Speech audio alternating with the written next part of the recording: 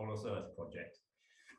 The Holos project and New Foundation Farms, they have a relationship a bit like a temple to the marketplace in my life. Holism is my sacred narrative, if you want, and I bring this to bear at the intersection of food and farming in an increasingly crazy world.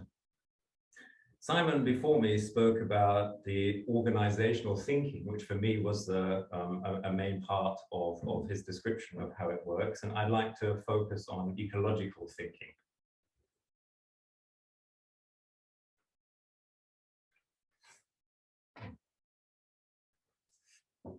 New Foundation Farms is what's sometimes called a disruptor enterprise. Our ambition is to combine finance and knowledge to create change at scale. The way we want to do that is by pursuing an extreme approach to regeneration, which we refer to as radical natural. At a very basic level, it's about moving food and farming from input intensive to knowledge intensive. At this point, we've focused 3 years on researching how people around the world think about this, especially in their interaction with the environment. And we've developed a model that I'll come to in a bit, and we are now funded and in the process of taking on our first farm, which will happen in the next 6 to 12 months. This is a screenshot of our modeling software called CowHow.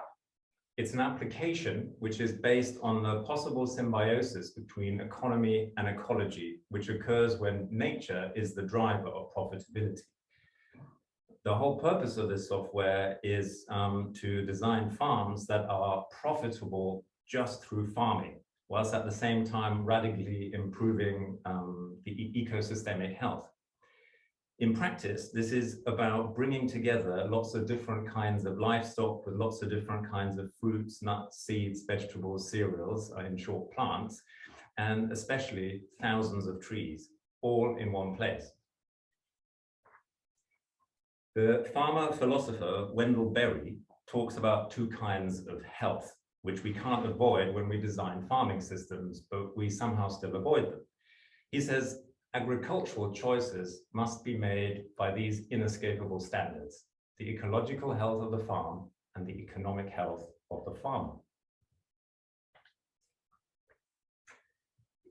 In a long piece that I published, or that was published by the Food Farming and Countryside Commission, I've looked into the economic theory and the ecological strategies employed by regenerative agriculture enterprises all around the world.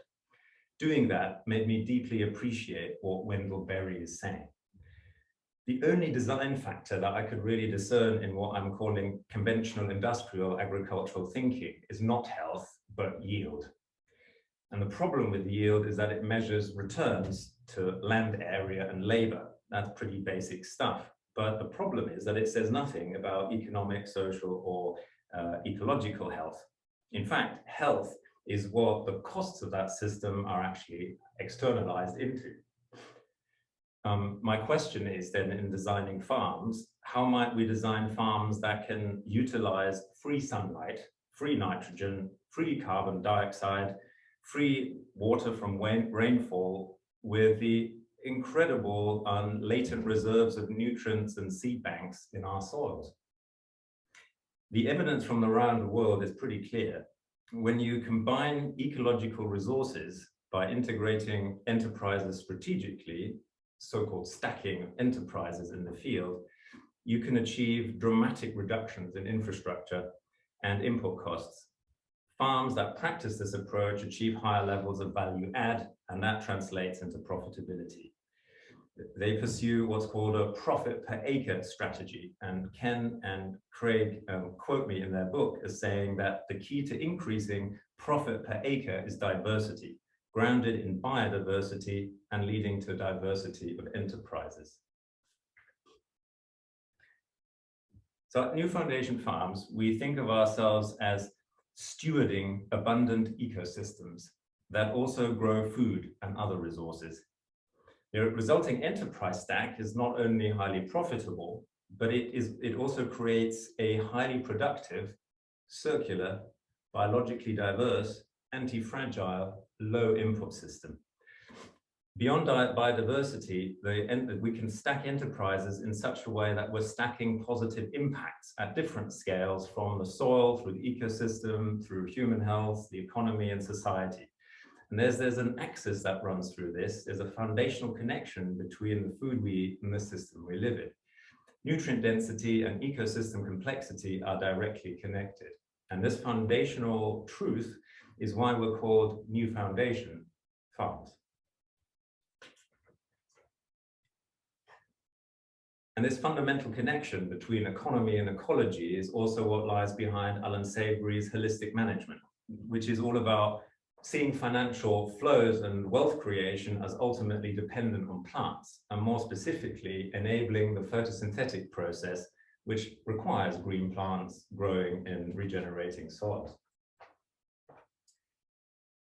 Holistic management is a decision-making framework. It's often misunderstood as a sort of rules-based system, but actually it's a principles-derived system in which I become an action researcher. My intelligence, my eyes, my ears, my knowledge are actually required in order to make decisions.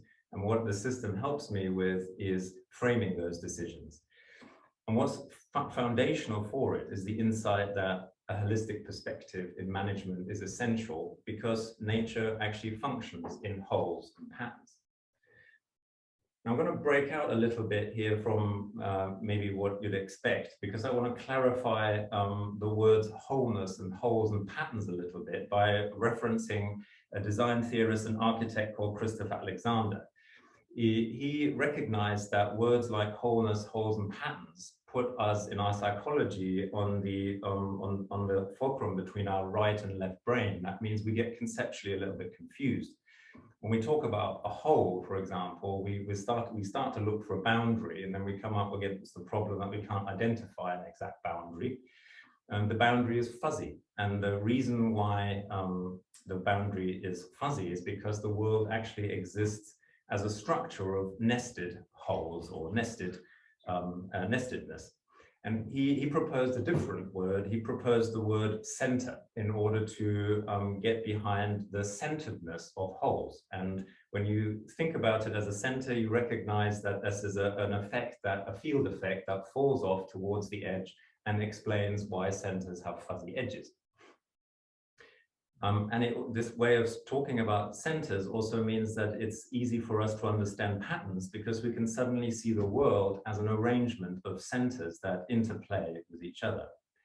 This kind of understanding of wholeness led Alexander to suggest that the whole world actually exists as a living structure in which various entities are nested and overlap with each other. And that allowed him to formulate his design theory, which understands wholeness and living structure as dimensions in the outer physical world that correlate with the experience of the field, with an intuitive understanding of what's alive and beautiful in our inner world. And this actually led him to define a whole cosmology, because he said, well, living structure is universal and all-pervasive. It exists throughout space. So essentially, I can talk about space anywhere in the universe, including planet Earth, as a living structure which is capable of being more living, like on planet Earth, or less living somewhere out in space. For him, in this way of looking at it, which is, if you want, a little bit like in quantum mechanics, the particle wave duality, living structure is both static structure and dynamic process, and we're familiar with that in our daily lives. And that allowed him to say, or account for our inner psychology, or if you want, spirit, in our life, both in us as people, in towns, in buildings, but also in wildernesses, in nature, and in the whole cosmos, it turns out. Talking of systems thinking at scale, I just thought I'd throw that one in. The living structure that's immediately relevant to us as humans is referred to as a life shed by the regenerative practitioner and thinker Ethan Soloviev. I quote, "The life shed is like a watershed, except that all life is seen dynamically working as one, instead of fragmenting water away from ecological, geologic, social, and cultural systems. Each life shed has its own unique essence, a singular and unfragmentable core way of processing and generating life. Everything is considered in terms of its contribution to and reciprocal relationship with the unique life shed in which it lives. Recall Alexander had him on the last slide saying that living structure can be more living or less living. This correlates with Solovyev's thinking summarized in the regenerative continuum. All our actions exist somewhere along the continuum between degeneration and regeneration. I'm often surprised and bemused by what regeneration actually means to different people. And Solovyev suggests that it's a bad idea to try and define it, because when we define it, we're limiting by what we know today, which to me is interesting when we were talking earlier about KPIs and that sort of thing. Where is the soft edge, the fuzzy edge that helps us bridge into the future where we don't yet know the definition of things? So Solovyev suggests instead, let's have a look at how people actually practice or think about regeneration in the field instead of trying to define the term.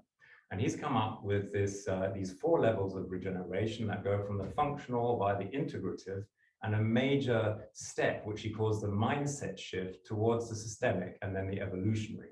And I sadly don't have enough time. That could be a presentation in its own right to go into the details here, but essentially we're going from a sort of one-size-fits-all practice that we want to apply in everywhere, to an understanding that actually we have to understand the patterns of place right underneath our feet, and what works in one place might not work in another. I'm challenged to understand how I can implement the right outcomes right here. So it's a change of agency, if you want, in our psychology. And he summarizes that by saying that the mindset shift is a significant transition which occurs when we as humans begin to understand ourselves as nature itself, understanding that if we seek to develop the landscape, we must also develop ourselves. And as I spoke about the left and right brain earlier, I can't resist a quote from Ian McGilchrist, who has summarized it most beautifully when he says that the qualities of the world that come to your attention are determined by the qualities of the attention you bring to it. So I want to bring all of what I've presented here into a very practical level, to the level of understanding what actually is ecological health. How do I know whether the land I'm standing in right now is healthy or not? A holistic management offers us a framework for this called the Ecological Health Index, or EHI for short. It's got 2 key concepts. One is that everywhere, wherever things grow, we have 4 ecosystem processes at work. And they involve the energy cycle, sunlight, water cycle, it's obvious, a mineral cycle, and biodiversity, which in ecological terms is called community dynamics. And the other aspect of the Ecological Health Index is that the world is split into what's called environmental zones or ecoregions. And there's a map here, and its different color schemes show the 13 environmental zones for Europe. And in the UK, we have 2 of these ecoregions. One's called Atlantic North and the other's called Atlantic Central.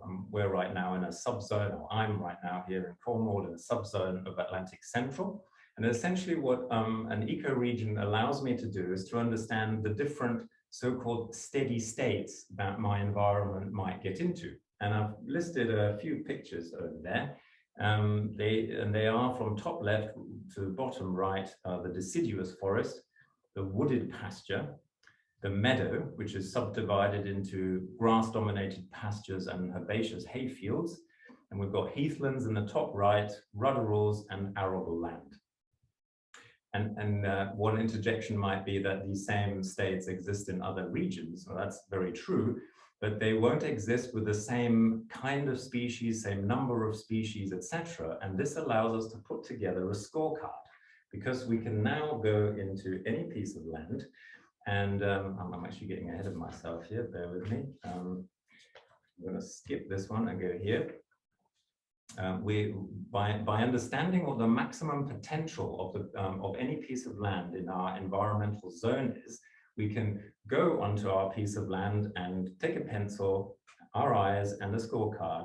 And now we can now assess against 15 indicators above ground. We don't need a shovel, we don't need a satellite, we just need our eyes to see how this piece of land is doing and assess it for its health. And as time goes by, this kind of assessment becomes more intuitive and less, if you want, cerebral. And we begin to get an experience, as I try to work towards, of the field.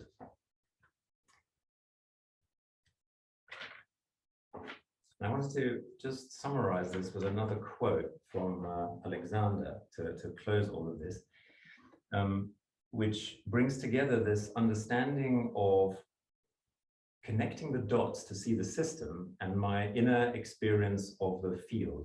And then he puts it like this: there is available to us a form of transformation, which each time it is applied, extends and enhances the wholeness of the land. And the act of using this process of transforming puts us in touch with ourselves. This means that it makes the land of the earth become more and more deeply connected to ourselves. An environment, when made in this way, may even be regarded as a vision of our inner selves. I hope that something from this presentation will be useful in your thinking about the circular economy. Thank you very much for your attention.